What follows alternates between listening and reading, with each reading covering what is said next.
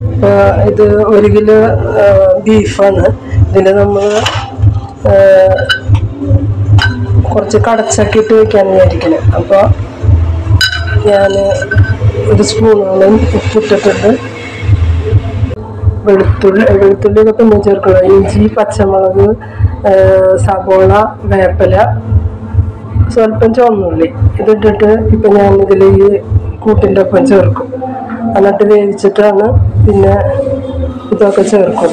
അപ്പോൾ കുറച്ച് സവോള തിന്നും. സ്പൂണ് ഉപ്പ് നടത്തിയിട്ടില്ല. പിന്നെ 1/4 ടീസ്പൂണ് മുളക് പൊടി, 1/2 ടീസ്പൂണ് കുരുമുളക് പൊടി, 1 സ്പൂണ് മല്ലിപ്പൊടി, 1/2 സ്പൂണ് ഗരം മസാല, മഞ്ഞൾ 1/2 സ്പൂണ്.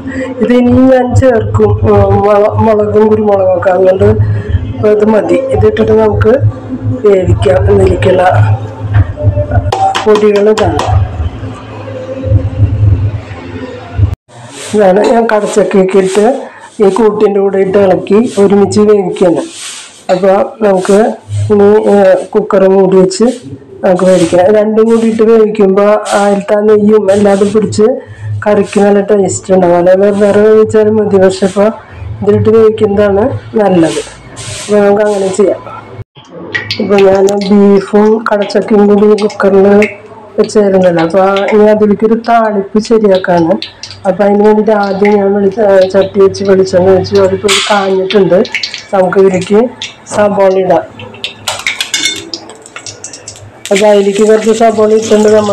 നമ്മൾ അതിലേക്ക് എല്ലാം ഇട്ടുണ്ട്. സവോള, ചുവന്നുള്ളി, വെളുത്തുള്ളി ഒഴിച്ച് ബാക്കിയെല്ലാം ഇങ്ങനത്തെ ഒക്കെ എല്ലാതും ഇട്ടുണ്ട്. എന്നാലും ഇതിലേക്കും കുറച്ച് വേണം സവോള വാടട്ടെ. നന്നായി ഇത് പകുതി ആകുമ്പോൾ നമുക്ക് ചുവന്നുള്ളിയും വെളുത്തുള്ളിയൊക്കെ ഇടാം. ഒന്ന് ചെറിയ വെള്ളമൊക്കെ അതിന് പോയിട്ട് കുറച്ചൊന്നായിട്ട് വരും. തീരെ മൊയ്യാൻ നിൽക്കരുത്. അപ്പോൾ മറ്റേത് വേവിക്കാം.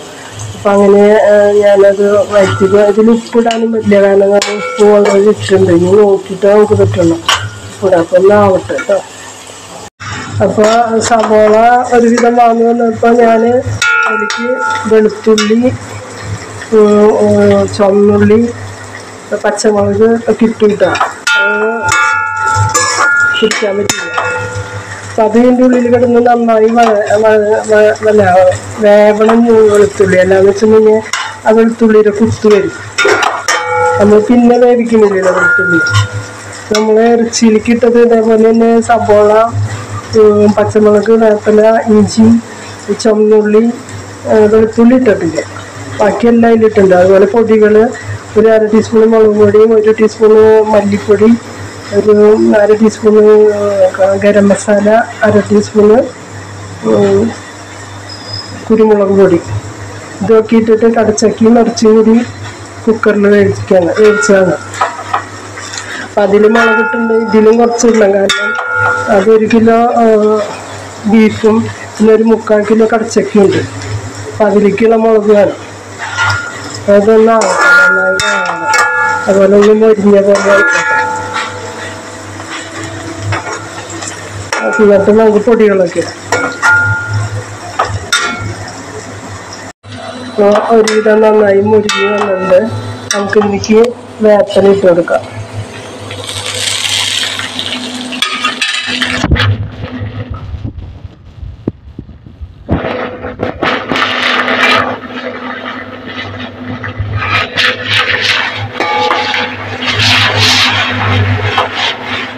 വേപ്പിലിട്ട് കഴിഞ്ഞാൽ നമുക്ക് തീ ഓഫ് ചെയ്യാം.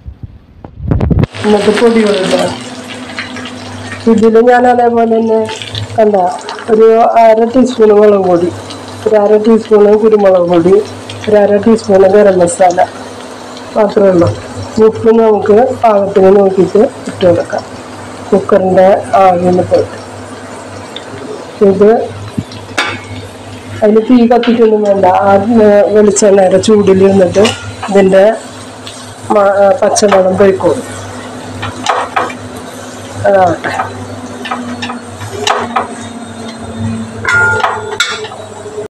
ഇപ്പം ഞാൻ അതിലേക്ക് കടച്ചക്ക ഇറച്ചി ബീഫ് ഇട്ടു.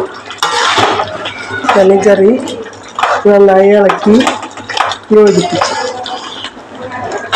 ഒരു കുറുതായി ഇരിക്കണം നമുക്ക് അങ്ങനത്തെ കറിയത്. അപ്പോൾ അതിലേക്ക് ഞാൻ മല്ലിയിലും പുതിനയില മല്ലിയില അത് രണ്ടും ഇട്ടു. പിന്നെ ഇത് ഇനി ചൂടാക്കുന്നു. ഇനി തീ കത്തിക്കണ്ട, ഓഫായി.